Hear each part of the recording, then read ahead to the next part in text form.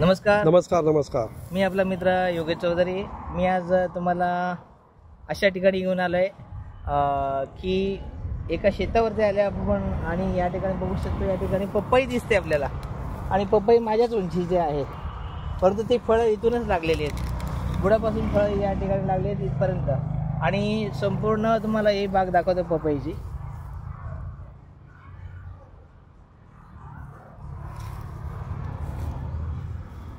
आणि ही जी बाग फुलवलेली आहे आपण त्याच्याशी थोडक्यात चर्चा करणार आहोत. मॅडम तुमचं नाव सांगा. माझं नाव अनिता शफेटे, हां, राणा चिंचपूर, हां. तालुका संगमनेर, जिल्हा अहमदनगर. आपण हे जे शेतामध्ये आपण जी लागवड केली पपईची ती किती क्षेत्रामध्ये केलेली आहे? ती एक बिघा क्षेत्रात केलेली आहे. 1 बिघा क्षेत्रामध्ये. हो. आता हे पपईचे आपण लागवड केलेली आहे, किती महिन्यापासून अगोदर लागवड केली होती? साधारण तरी 11 महिने झाले असतील. 11 महिने झाले. म्हणजे 11 महिने लागवड केल्यानंतर आपल्याला फळ मिळतं. हो. आणि याचं वैशिष्ट्य काय सांगाल तुम्ही? हे याला रासायनिक खतं वापरलेत की शेणखत वगैरे कृत्रिम खतं वापरलेले? नाही, आम्ही शेणखत वापरलं आणि आपल्या सनेज कंपनीचे आहे ना, सन मॅजिक आणि सनगार्ड हे वापरलेले याला. ॲग्रो खत म्हणजे ॲग्रो कंपनी आहे. हा, म्हणजे याला जे नैसर्गिक पद्धतीने खत वापर करून ही लावलेलं आहे आणि अशा प्रकारे चांगल्या प्रकारे आपण उत्पादन काढलेलं आहे. याचं महत्त्वाचं वैशिष्ट्य म्हणजे मी पपई खाल्ली, खूप गोडवा त्या पपईमध्ये, नॅचरल जो स्वीटनेस असतो तो या पपईमध्ये आहे.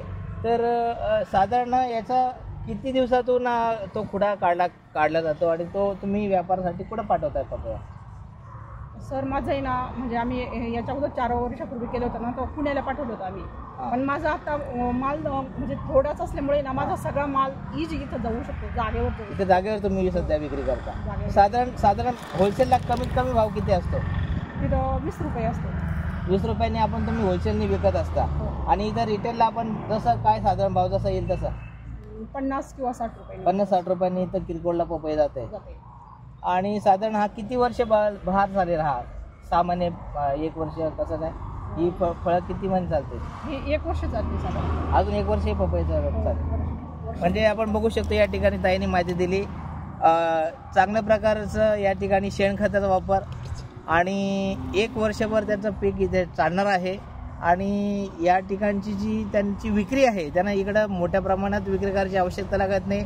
जे फळं पिकतात त्याप्रमाणे ते सब रस्त्यावरती ठेवतात. येणारे जाणारे जे प्रवासी लोक आहेत ते त्यांचं माल विकत घेत असतात आणि नक्कीच मालामध्ये खूप चांगल्या प्रकारची क्वालिटी आहे, गोडवा आहे. म्हणून तुम्हाला कस्टमर तुमच्या स्वतः दाराशी येत असतो, तुम्हाला कुठं जावं लागत नाही. म्हणजे त्याचा एक फायदा होतो की आपल्या व्यवसायाच्या दृष्टीने दरमहा साधनाचा जो प्रवास खर्च आहे तो वाचतो.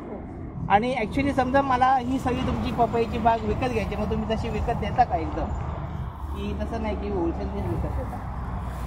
आम्ही त्याच्या अगोदर द्यायचं बरं का, पण आता थोडा माल असल्यामुळे आम्ही जागेवर झाले. ज्यावेळेस जास्त माल याच्यात पण वाढ होईल या मालामध्ये होईल, तर आम्हाला इथं जो माल म्हणजे खपणार नाही ना त्यावेळेस आम्ही बाहेर देणार तो माल. बरोबर आहे. ज्यावेळेस आपल्याकडचं उत्पादन खूप जास्त प्रमाणात असतं त्यावेळेस तो माल बाहेरच्या व्यापाऱ्यांना विकून तो पैसा घ्यायचा असतो, आवक घ्यायची असते. कारण जर माल आपण संपवलाच नाही तर जास्त प्रमाणात पिकल्यानंतर तो माल फुकट जातो. म्हणून शेतकऱ्याचं एक सांगणं असतं की जी आलेली किंमत कमी तर कमी, परंतु त्याला 2 पैसे मिळतात तेव्हा त्यांनी ते घ्यायचे असतात.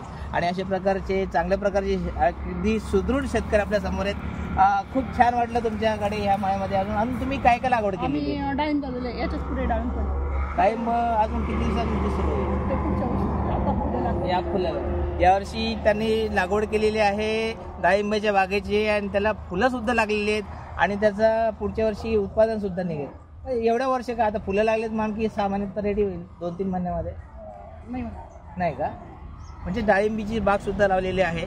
म्हणजे एका पिकाबरोबर अनेक पिकं घेण्याचा अशा प्रकारे शेतकऱ्यांचा जो कल आहे तो महत्त्वाचा आहे. कारण कधी कधी एखादं पीक जर वेस्ट केलं किंवा त्याला भाव मिळाला नाही तर दुसरं पीक आपल्याकडे रेडी पाहिजे असतं. अशा प्रकारे त्यांची प्रक्रिया असते. तुम्ही काय सांगाल, मेसेज काय देणार आम्हाला सगळ्या शेतकऱ्यांना कशा प्रकारे? आणि मला ना त्या डाळिंबमध्येच आता टरबूज करायचे. अच्छा, म्हणजे एकाच पिकामध्ये आंतरपीक. येस, आंतरपीक म्हणतात त्याला.